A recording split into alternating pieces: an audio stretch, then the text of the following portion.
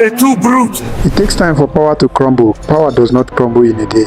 It erodes away silently. Sometimes not by enemies, sometimes not by strangers, but by those that stand so closest to us. A true brute. One of the saddest statements in history. Julius Caesar was a name feared by men in his time. The world in his time couldn't conquer him. A mistake conquered him. A mistake of trust. Trusting the wrong person. Yeah, I'm not saying that we shouldn't trust. Trust is like handing over the power to destroy you to someone, but trusting them not to have the thought of destroying you. Select people in your circle very carefully. Betrayal is real. Senate that very day was filled as usual, but not with debate this time. Judgment upon a name that shook empires. Among the Senate was one whom Julius Caesar always called his brother. In fact, some history has it that Brutus was an illegitimate son of Julius Caesar, so Julius Caesar drew him so close that you can't tell the difference whether he was a brother, his son, but in general he was somebody very close. So the Senate took turn in stabbing Julius Caesar. At first, Julius Caesar was resisting the stab, but immediately his face caught an immediate stab that went into his body. He recognized the person and he turned. It was Brutus, the one he always seen as his brother, and he uttered, A true brute.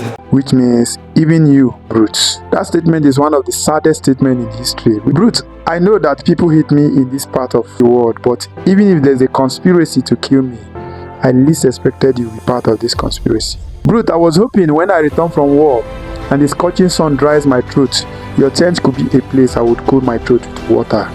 Even you, Brutus, you took turn in stabbing me. At this point, Julius Caesar stopped resisting the stab and gave himself up. Not in anger, not in rage, but in disbelief. You know the kind of disbelief that freezes time, make a man realize that all the battle he has been conquering, all the battle, the empires he has won, the enemy is not within those nations, those empires, but the enemy is within. Now the era of Rome is past, but betrayal is still among us today, and it only changes her garment. Today, betrayal is not in dagger, it is not in stab, but it is seen in things that we never take notice of. Sometimes it's in business partner or colleague who smile with you, shakes hand with you in the office, but plans your downfall behind your back.